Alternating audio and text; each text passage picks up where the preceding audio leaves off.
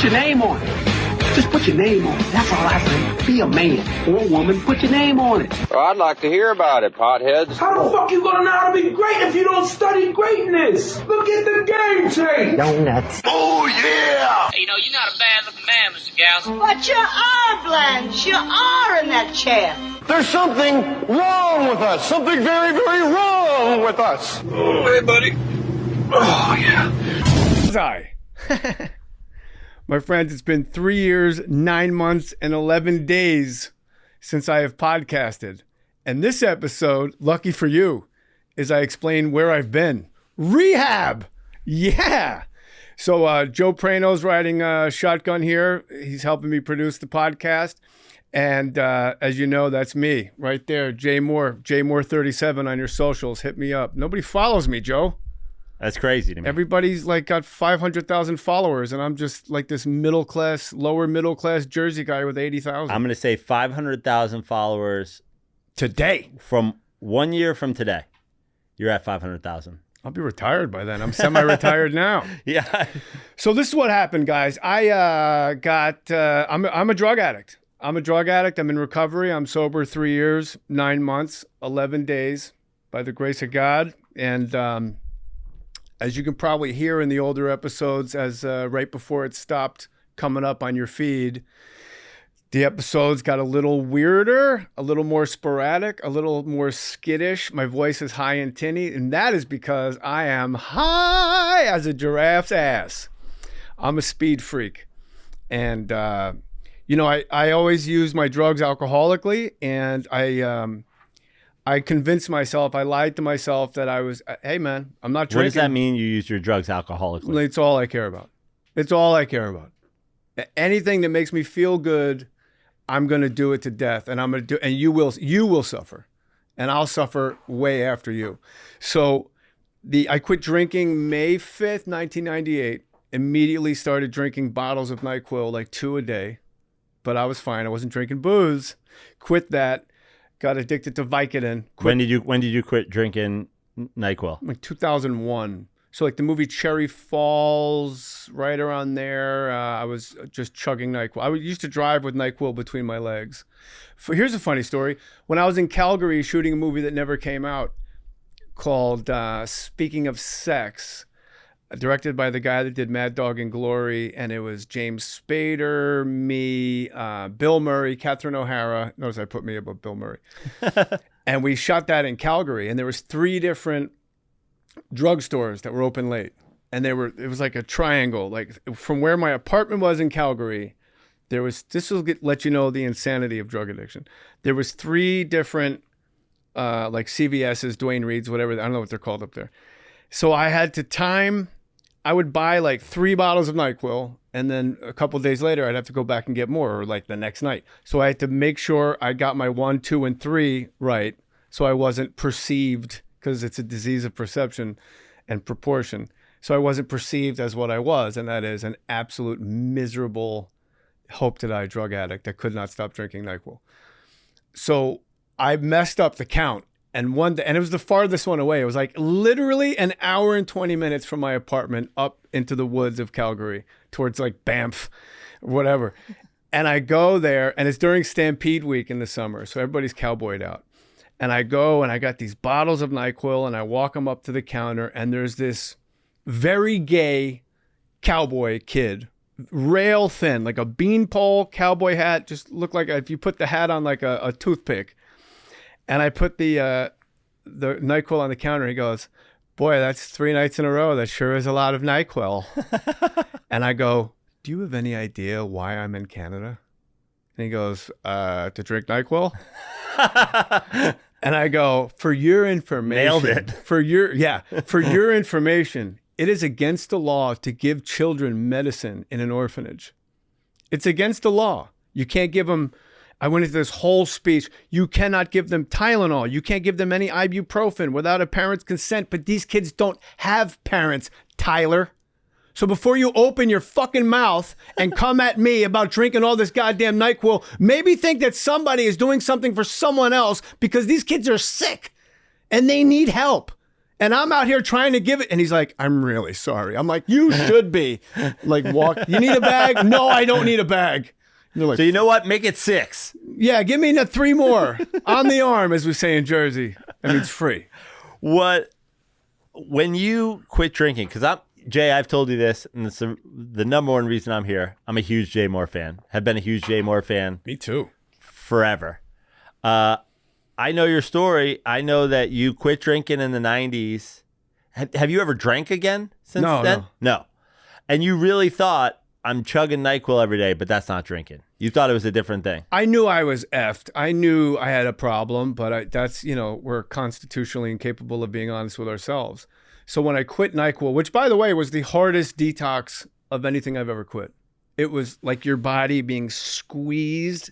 Like, I just remember being in the shower, like my hamstrings and calves cramping up, where where you yell and just having like squirts, like it was awful because there's so much. It's the antihistamines that drain.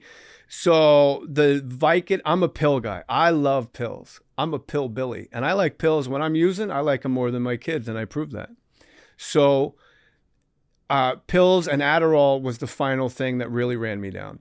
And they say Adderall helps you focus, and Adderall helped me focus on getting more Adderall eventually. It's all I cared about. And so there was an intervention for me, Joe, at my house in L.A. And I don't know if you've ever been to an intervention. It's the worst surprise party you'll ever be at. You walk in, everybody you love is there, and you're like, hey, all right. Oh, no. And you turn into a demon. You're yelling at your grandmother. You lied to me, you old bitch. You fucking lied to me. You're going to be dead soon, and you're going to know that you're a liar. You go crazy. So you have to tell a drug addict a lie to get them to show up to the intervention, because you can't outthink a drug addict. Because our whole game, it's 3D chess all the time. So first of all, my intervention was at my house, so I'm a speed guy, because only a speed freak do you have to trick to get back into their own house where their groceries are. Because when you're doing up speed, you're like, I'm fixing shopping carts in the Home Depot parking lot. I'm fine. Why would I go home? I don't make money for it yet. The lie they told me is I was told that for this podcast, so this is full circle, beautiful, victorious moment that I'm doing. I was told that the next morning at 8 a.m. for this podcast, I was going to interview Wu-Tang Clan. Yeah. And I was so high. Jay, I thought that was true. I have a surprise for you. Oh, don't even mess Ladies with me. and gentlemen. The RZA. The RZA. Jizza. The Jizza. The Resurrector. The Genius. Even Capadonna made it, son. Master Killer is here. Inspector Full Deck. circle. You get me ODB, you get a raise. So I thought Wu-Tang, that lets you know how disconnected from reality I was. I thought Wu-Tang Clan was coming over to my house at 8 o'clock in the morning. You're a Wu-Tang guy. Yes, I am. Well, then they're not morning people. Yeah.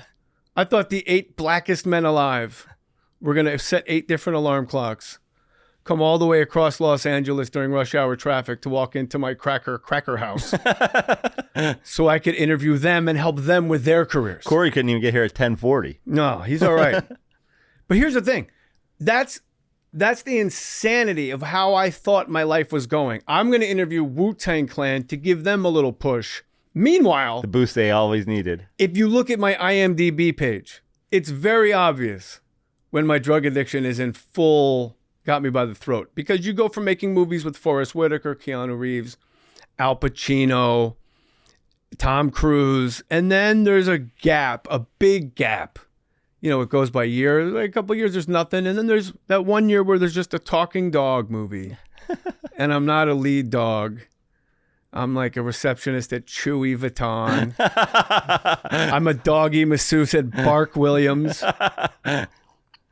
And there's like maybe one other of those. That's the only people. I was unhireable. And during your like great years when you were killing it, were you ever fully sober, or were you just never managing? in my life? No. There was 2 years from like. So you like chugging NyQuil on Jerry Maguire sets, or like? No, I was drinking then. Oh, okay. Yeah, it was 95. Right after that, I quit. But if you look at like, so that intervention at my house, like I thought Wu-Tang Clan was coming over. So I walk into my podcast room and my producer's there, Corey, and then she's like made up. She's like wearing makeup and she's dressed real nice and I could smell her perfume and I'm like, wow, somebody's trying to impress RZA, right? And then my girlfriend, Jeannie, now my wife, comes downstairs and I'm like, oh, she's saying hi before work. And then Skylar Stone, the comedian, comes downstairs. Then my landlord from Malibu, everybody just starts showing up.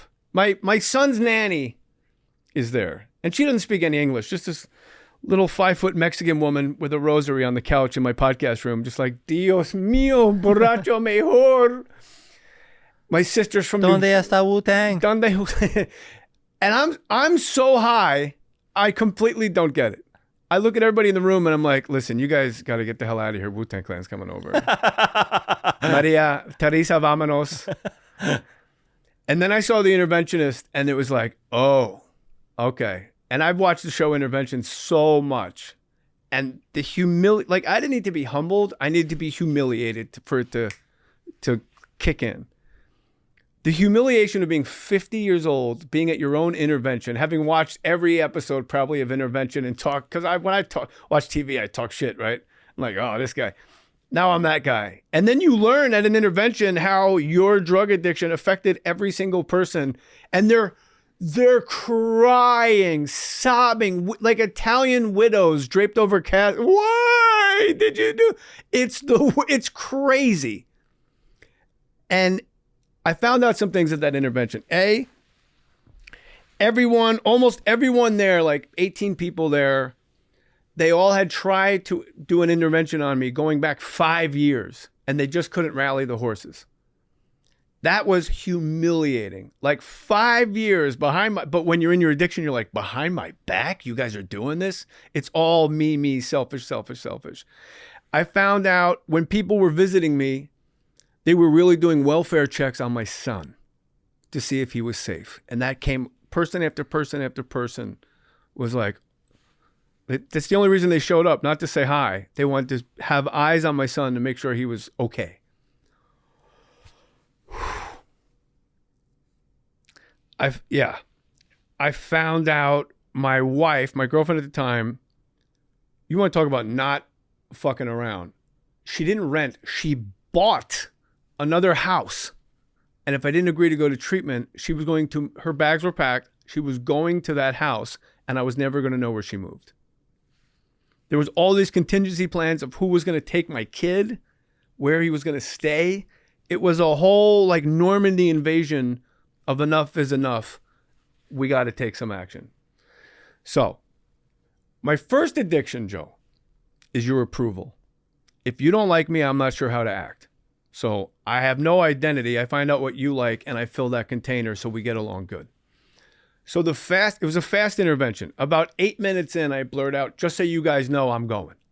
But that circumstance, it's not virtue. The fastest way for this approval addict to get everybody from crying and weeping and just ripping tissues and shaking their head no, for them all to start going like this and nodding and looking happy again was to agree to go. That's why I went.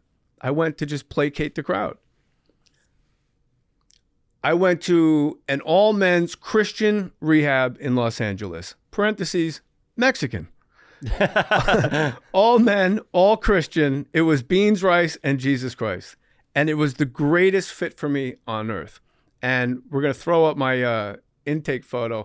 That's me. That's the beauty that checked into rehab. That apparently member of the Woods in Soledad State Prison. Look at this. The funny thing about that intake photo was I was aware they were taking my photo. They're just like, okay, we're going to take a photo. And in my mind, I go, oh, this is that before and after shit. So I'm like, you're not going to get me. I'm not as bad as you think I am. I just do nothing but snort. I don't even swallow it. I snort Adderall all day.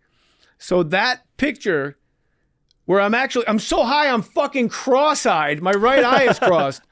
That's me.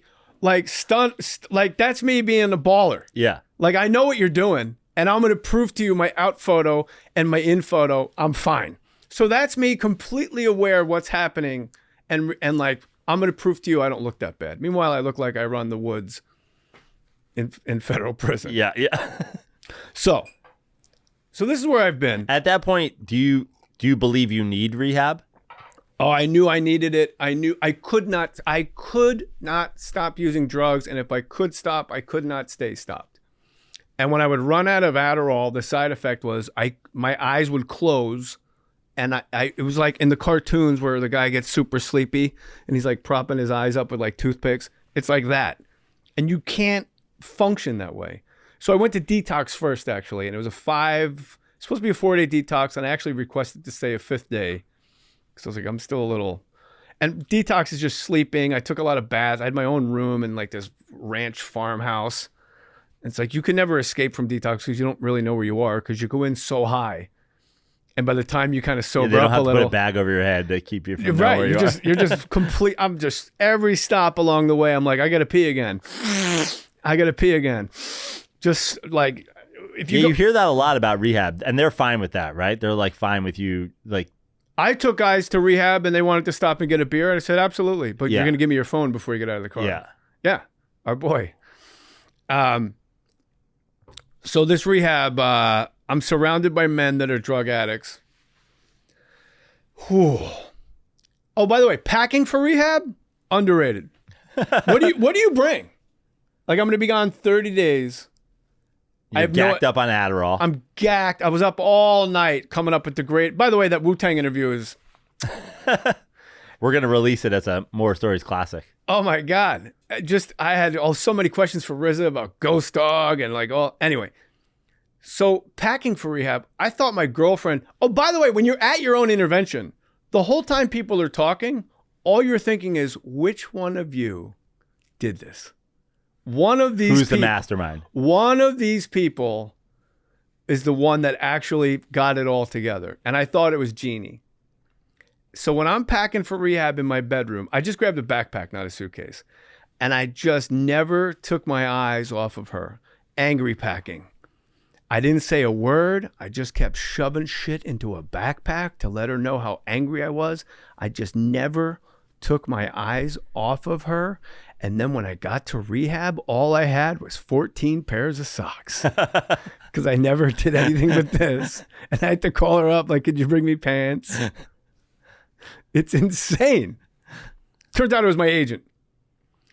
And my agent on a call, Matt Frost, and this is my agent from when we were boys at like 18, 19, 20. This is the guy when we're on rooftops in Manhattan, drinking 40, smoking weed, like, bro, we're always going to look out. This. We're always going to look out for each other. This is it. And I remember him crying, like, we said we'd always look out for each other. This is that. I'm like, ugh. But you know what? I don't know if I ever told anybody this. I agreed to go to rehab early, like 8 minutes in, like, I'm going to go. Also, because from watching the show Intervention, I know they get together and they read their consequence letters. If you don't accept this gift of recovery, these are the boundaries I'm going to. I knew if they read those letters, it would have broken me. If like, I'm going to move to another place. I'm going to do this. I'm going to take you. I knew I never would have recovered. I probably would have died a drug addict in like France or something. Like I never would. You couldn't hear what you did to people and what was. No. Even now it's hard. Like the next episode, we're going to have Jeannie on, and just hearing her, like when we did the Grant Bensinger interview, I was like, like yeah. How long were you and Jeannie together before you went to rehab? 5-6 years. Oh, okay. She was you guys been together a while now. You're going on 10 years. She was with me before I went down the funnel, during it, and if life was fair, I wouldn't be with her. And it was my agent that did the intervention. He said, if you don't go, because there was 2 consequences. It was him and my friend Chappie, who was zooming in from South Boston. Chappie, how are you? Who's a long time sober. And he says, I'm not going to book you anymore if you don't go. And I was like, wow. Well, if I'm not a comedian, I have no idea what I am. It's all I've ever done. But I still wasn't sold. And I looked at Chappie on the Zoom screen and I said, what's your bottom line? And he goes, what? I go, what's your bottom line if I don't go? And he goes, there's no bottom line. I got a great life. That's what got me. And in that moment, I knew, like, I don't love my life. My life's just this constant hustle of conning doctors and buying off the streets. Sometimes you get Adderall. It's been pressed with crystal meth, and as soon as you snort it, it feels like somebody put a safe on your chest. Jesus Christ. You're like, I'm going to go fishing. I don't need a rod.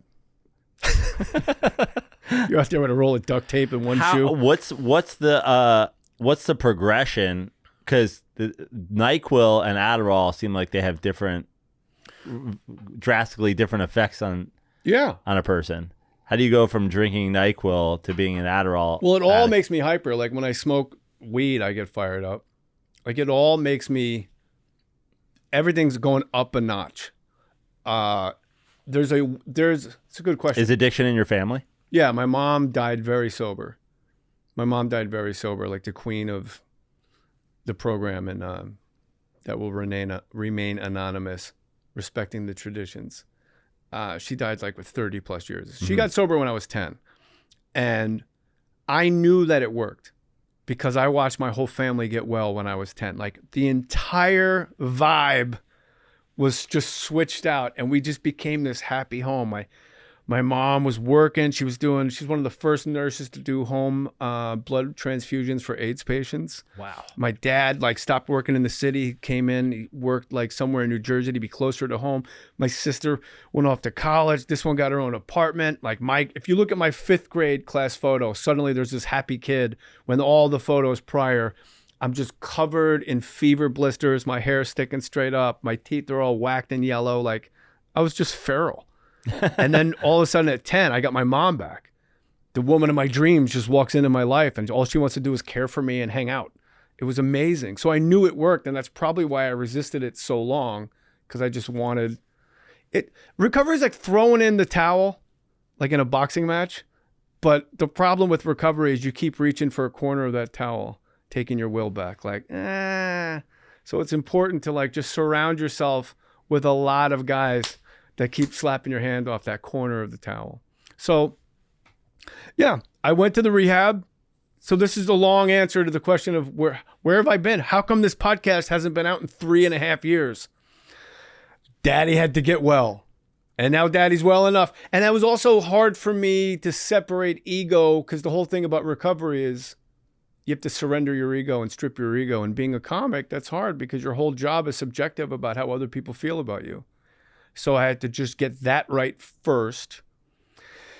And then you have the ideas of I'm going to write a book about recovery. And then Matthew Perry dies. You're like, maybe not. Because I'm not that deft that I can separate ego from profit and this and that. And but with this, I'm in this for the money. Talk about a guy that got out of the podcast business at the wrong time. You got that right. Every opening act I ever had is clearing millions of dollars talking about this, that, and that. They got their own booze. But this is one of the great podcasts, Jay. I agree. Mohr Stories, and that's why it has to come back. You're well, and here we are. You're back. You can see, I couldn't get guests. Because if the last 10 episodes are all me as a life coach, self-help. Yeah. And by the way, I was great at it. I was great at that. But you can tell when you listen to those episodes, you're life coaching and the advice is all fantastic. And you're high? Oh, there was never, I say this with Jeannie all the time. She's like, were you high then? Were you high? I go, from the moment I woke up until the moment I woke up, there was never a single second of the day I was not high. From what year to what year? Because it feels like watching your 2019 to 2021 Okay. was bananas. Just why? What got you to that point? It's just a snowball, and you eventually. Well, anything I say could pin me. I love being high, Joe. And I think that's important to say, because you go to a meeting and you hear a guy say I was molested and I don't like to feel any feelings, or anything I can say like that, then I'm still kind of a victim of a thing. The fact is, I love being high. I love it so much that it's more important than my kids. It is. So I went through a divorce that was so fantastically insane. not the divorce, but like the years leading up to, where you're like, and you're the only witness. You used to spiral on Twitter pretty hard. Oh yeah, from time to time, and that felt like, as somebody who's always been kind of a watcher of Jay Mohr and be like, what's going on with Jay? It felt like the marriage, and then there was like defending the marriage and like anger at people talking about you. Like, were you in the throes of addiction during that as well? Yeah, I had a radio show that I ruined. Here are the jobs I ruined. I hosted the NASCAR awards often. And that was maybe $150,000 for a night. Ridiculous. On top of your yearly stand-up and any TV, that it's just like, of all the gigs you want to keep. The last time I did, I think it was the 6th or 7th time I did the NASCAR awards. I was so dehydrated from snorting Adderall in Las Vegas that I just could not stop seizing up, like cramps. My hands were always, when I did a lot of Adderall, my hands were always locked in like I was a Lego man. Like, you know those Lego people with hands like this? You put little swords in there. Just put a tool in there. Yeah, I was a Lego guy. Like, if you have a tool this size, just to fire it in there. Yeah. I made them get me a nurse. So we're having like writing sessions and meetings. And the nurse came and hooked me up to an IV. So then when the big shots from NASCAR peeked their heads into the writer's room, you got this drug addict sitting there with an IV. We need to get a new host. Yeah. Let's get Reba McEntire. You know, that I ruined. My radio show, I would, 9 to noon, I would show up at like 8:58. Not just because that was more, well, let's just say I was a terrible representative of myself. And I had this show on ABC for the Rams, the post-game show for the Rams, which was like the cushiest, awesomest gig. And I was just this, and it's funny because nobody will say to you, like, we think you're on drugs. It's always like, you just seem, everything's an ellipsis, like ... You just seem like... What was your relationship with stand-up and addiction? I kept doing stand-up, and I love doing stand-up because that's the only time I got cash to feed my addiction. And I would go on the road, and I would say, hey, I'm going through a divorce. Could you guys front me $1,000 cash? Because that's the only money I keep with the divorce. But it was really just because I'm going right to the plug. And is there my special Altamont? Yeah. I'm so high. What year's that? 2021. Maybe Wow. It might have come out right after that too, 22, but 21. And I named it Altamont for that reason. About the Rolling Stones concert at Altamont, where it was like they hired the if you don't know at home, it was like their Woodstock. It was at a giant speedway or race car track, and they hired the Hells Angels to do security, right? And paid them in beer and LSD. And then they just beat the shit out of people with pool cues, including members of Jefferson Airplane that tried to go back on stage for an encore, and they're like, "What?" And the guy got stabbed to death in the audience. He pointed a gun at Mick Jagger, and they just handled it. So in a way, it was a good booking. Yeah, because we wouldn't have had fucking Steel Wheels or Voodoo Lounge. Is there a relationship between like the high of stage? Like, is this something like, are you in comedy because you're chasing this high? Were you like? Oh, I was born a drug addict. Trying to find the high you get from stage, doing Adderall the rest of the day. Like, what's stand up? A long time ago became a job. And that high gets that's a very good question. The similarity is the first time you do it, whoa, you're blown through the wall like the guy in the Memorex tape ad. And the next time, little less. So the first time you snort Adderall or do coke or whatever, whoa. I remember the first time I smoked weed. I was 19. I got in the game late. But I was at a beach house in New Jersey with a bunch of Guidos. There was like 20 of us in a house that should have had 4 people in it. And I was in a big Barca Lounger chair, and I hit this thing like 5-6 times. And I was like, oh, this is how I want to feel for the rest of my life. This is it. I'm in. And then the next time you smoke, you're a little paranoid. You're like, what did he say? What's going on? And then so I think stand-up and drugs are similar in that way, and they both become a job. Drugs became a full-time job where it's all I thought about. And I became a PhD in pill math and figuring out how much do I have left versus how much and this and that. But stand-up, I think so at first, but then it just became a way to get cash and just... Well, there was a time this show was incredible. Your stand-up was on point. You were working in movies. You were flying. But you're saying that you were always an addict. Was that just it hadn't reached a certain point, or you were managing it in a way where you could still be... Well, I was born a drug addict. Yeah.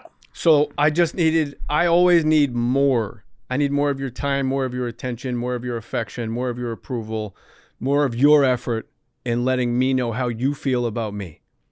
So if we were kids and I was at your house watching TV in your TV room, I would spend that entire time talking to you about, isn't this great that we're sitting here? Why? Like, it's nuts. I was just insatiable. So if I do a timeline of my addiction, the behavior preceded the drug. The drug is the medicine for that uncomfortability. The drug makes me feel, it's the medicine. The old quote is, it's great, it's fun, then it's fun with problems, then it's problems. And that's exactly how mine was. My roommate in rehab was a gangbanger named Armando. Say it. I can't say it like that. Armando. And if you didn't roll the R's, he corrected you. So I'm kicking drugs. I'm brand new. I'm the only white guy in this like Mexican paradise. Beans, rice, Jesus Christ, rehab. I walk in the morning. My first morning, I woke up there and I go, good morning, Armando. And he goes, get it right, fool. Because that's not my name. Vato, my name's Armando. And you respect that, cabrón. And I was like, ugh. Forgive me, Armando. I didn't realize you were an asshole. We had a chef in rehab. Do you think a chef, when he graduates culinary school, they're like, which Michelin star restaurant would you like to work at? I was wondering if I could make omelets for meth heads. That would be good. We had a chef, made us breakfast, lunch, and dinner, and we motherfucked this guy to his face. We were so lucky to have him. One day he made quiche for lunch, and one of the gangbangers took a bite of the quiche and threw it in the toilet and said, this is more like a frittata. It's more like a frittata, homie. And I was like, wow, 2 weeks ago you were behind Burger King wiping your ass with your socks. Now you're an Iron Chef. This place works. How long are you in rehab? 30 days. Then I got coined out, they call it, where they give you a little coin. And then there was a Zoom call with Frosty, my agent, and Chappie, that guy. And I thought they were going to argue about like who got to come pick me up and where did I want to go eat. And instead, they held up a brochure to a second rehab. No. Now you're going to go here. And I was like, oh, they got me again. So... Is that like a halfway house, or that's just no, like a full on rehab? Double up. My Chappie, the Boston guy, goes, JJ, the bus broke down. This place didn't fix the bus. They just kept an eye on it. This next place, they're going to get under the hood. They're going to fix the bus for you. You've been at you're going to the Ritz-Carlton. You've been at like a Holiday Inn Express, kiddo. I was mad. However, my friend Greg Baldwin always says there's no gap in me between action and response. There's no gap between thought and response. If I think of using drugs, I'm balls deep. I'm already re-upping. If I'm thinking of hanging out with people I shouldn't be hanging out with, I'm already there. We're using drugs, and I already know when I'm going to go back. But those 30 days in rehab of just doing what I was told just kind of pried that bond loose, and there was this little tiny gap between thought and action. So my thought was, you guys can all go fuck yourselves. How dare you, blah, blah, blah. But the action was, Okay. And that's my God's space, that little gap between thought and action. And what Greg Baldwin says so well is, the more I go to meetings, the more I pray from my knees, the more I meditate, the more I call my sponsor, the more I have sponsees and I help other guys, the more I think of other people, that gap gets enormous. And I don't think about using drugs or drinking almost ever. It never crosses my mind. I stopped going to meetings, I stopped calling my sponsor, and it's quick. And it could happen again. So that's why it's that daily morning routine is so important. Wake up, pray, meditate, make my bed, write a gratitude list, call my sponsor, have my guys call me. I'm on an 8 a.m. men's Zoom every morning. And then by 9 a.m., I've already kicked the shit out of the day and I haven't left my house. Can you be around alcohol now? Yeah. Can you be around? That never bothered me. Because you never had a problem with alcohol, really. Right? No, I did. I quit for a reason. Right. But it's like, I always said it this way. Once you take an 8, if your phone doesn't have an 8 button, you're going to stop thinking about calling the Valley eventually because you can't hit 818. Yeah. So that's how it was with alcohol for me. And that's how it's now with the drugs. And I mean, I would never be around people snorting shit and smoking. It's like, as my sponsor would say, it's going to talk to you, dude. It's going to talk to you. You're such a long time comic, and like, is there triggers of being on the road and being in a hotel by yourself or after a show or any of that The stuff? triggers between my brain. My trigger is me. Like, I hate when I go to a meeting and guys go, my disease is in the parking lot doing push-ups, just waiting for, like, I go to a lot of meetings. I've never seen a disease out there jacked, just banging out push-ups. Because that makes an outside thing and me a victim. My disease is here. The solution is we. The disease is me. Put that on your bumper sticker, baby. So the more I just do the daily deal, the more that beast just, it's like absurd. I think, where was I? I was at church yesterday or Sunday, and I'm leaving the church. It's like downtown Koreatownish, and I'm just looking at all these different places, and I'm like, oh, the amount of work to get in and to wait and to be buzzed in and to go to the thing and the guy and the deal, and then that lady comes out, but this is the actual place next to the place. Like, what a full-time job. Yeah. How did fame and addiction coincide? Like, is it easier for Jay Mohr, A-list, bottom of the A-list actor? It's a B-list. Yeah, upper B, lower A Showbiz actor, middle class. get his hands on Adderall? Is that like... Nobody's going to give you shit for free. It doesn't matter who you are. It's not like Coke comes out at a party. Yeah. And everybody bangs out some lines of Coke. They're like, dude, Tracy Morgan. Yeah, I'd like to do cocaine because I like booger sugar, Corey. I'm old school. I like booger sugar. Yeah. I put my cocaine in the baby carriage. Adderall is like, it's so finite. I get 100 pills from this person. Get out of here. Like, it's for me. Like, I would never share Adderall. And no one I knew was sharing. But I would beg people, like, come on, man. I'm out. Like, I'm dead. Like, you got to help me. And then break you off a couple. You know, but how did fame and all that? First of all, when you're in rehab with a bunch of Mexican gangbangers, they have not watched Jerry Maguire. Right. They don't know Jennifer Aniston's rom-com Picture Perfect. They're like, hey, you're a comedian, bro? I'm like, yeah. You ever come out on the YouTube? Yeah. You know Fluffy, bro? You ever come out on the YouTube? That's what they kept asking me. I was like, one day I'll make YouTube status. So and also it's weird, Joe, you go from early on in sobriety, going to meetings, you definitely want people to kind of know who you are. Like, hey, I wasn't ashamed of being an addict. I love it because it means what a redemption story. And I'm at a meeting with other addicts. It's not like, but I wanted that extra treatment. I wanted you to treat me that little. I want when I come in, you'd be like, that's the guy. And then the longer you get sober, that just becomes absurd. And now when guys go, are you? It's like, just a drug addict, bro.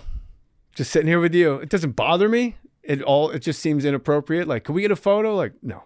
Will you sign my big book? I've had that a couple times. What's a big book? Big book of the program. You talked about going to church. Have you always been religious, or did that come with, because AA is big on It's a religion, spiritual right? program. No, not religion. Not religion. And I didn't say those letters. You did. Sorry. We must remain anonymous at the levels of press, radio, and film. It's a spiritual program for us. So here's drug addiction. It's a 3-part thing. It's a physical allergy with a mental obsession, and it's all under the awning of a spiritual sickness.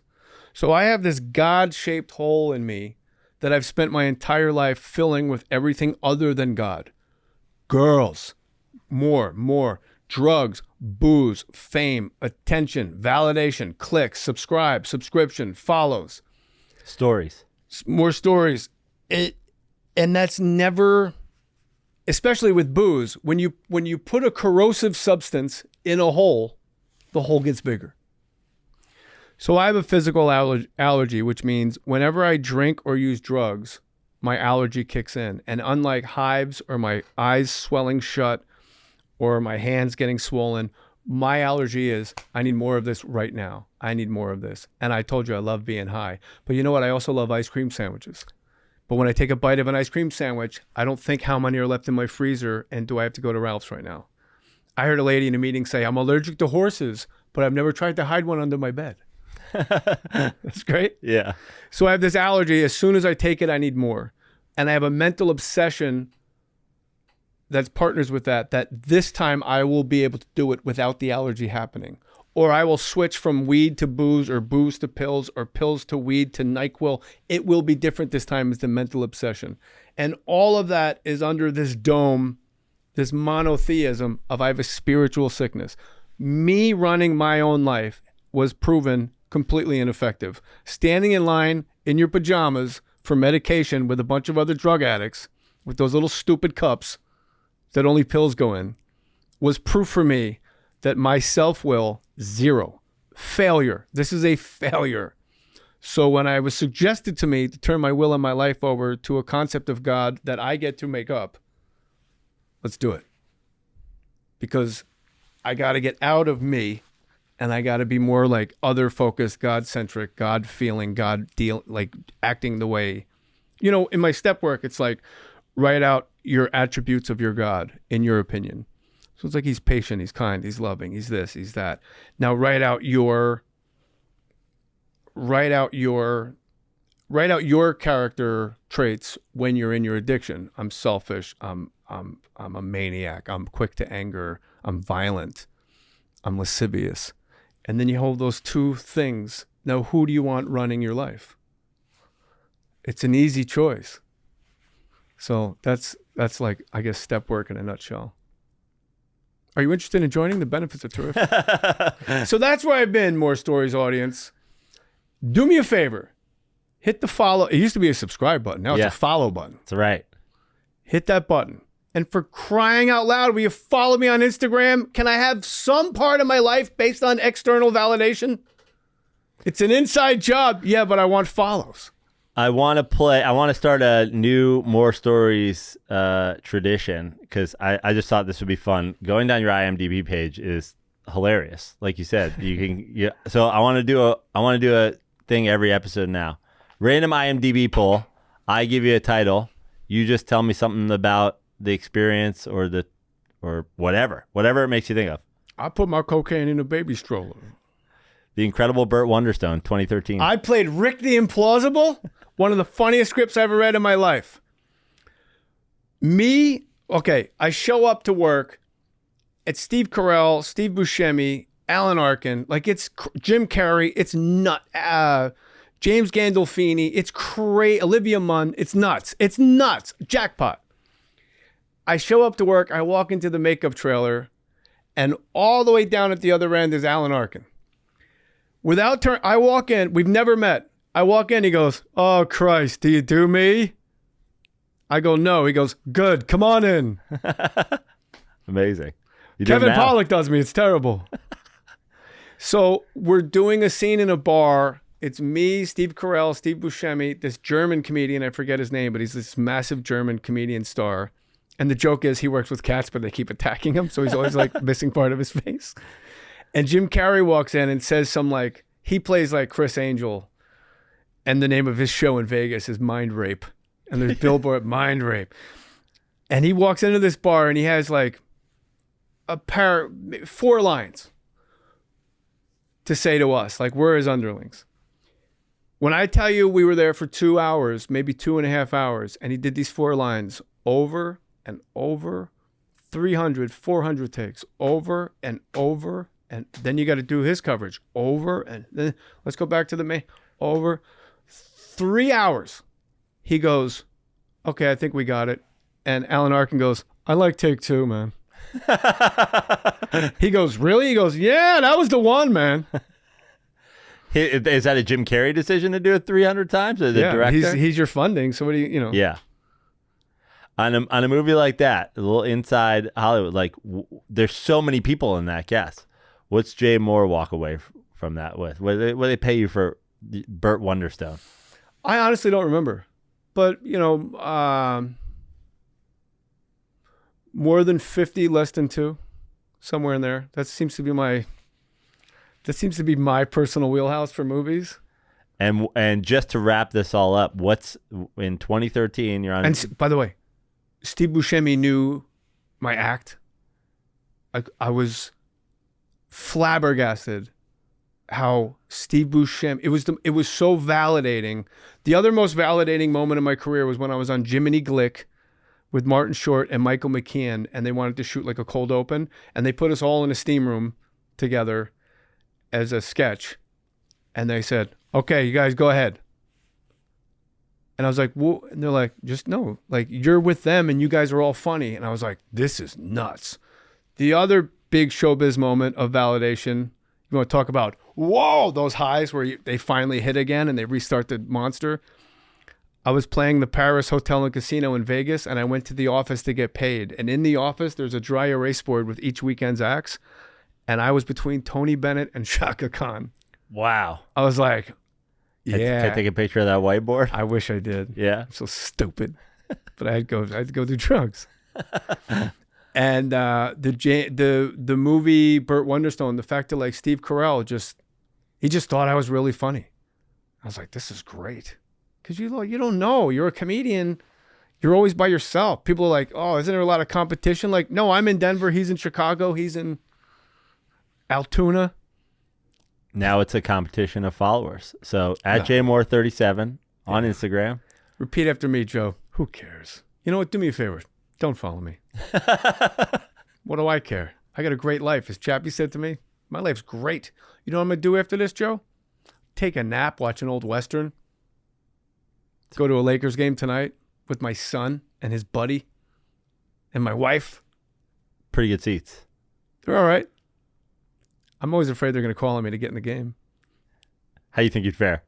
You think you get a bucket in the NBA? No. But I can foul the shit out of somebody. Enforcer. Yeah. I'll be the 180. You'd be the Rick Mahorn of... 180 pound, 5'10" Rick Mahorn. I'm the same size and shape as Allen Iverson. So I do have an NBA body. Yeah. You know? Yeah. I'm the same. Aaron Glenn, defensive coordinator for the Detroit Lions, longtime Jets corner. Mm-hmm. He's a little dude compared to me. So I'm ready. I'm ready to lace him up. But my friends, that's where I've been. That's why Mohr Stories hasn't been coming up on your feed. We've never had a video component before. So, I mean, come on. This is the best. We're doing it right this time.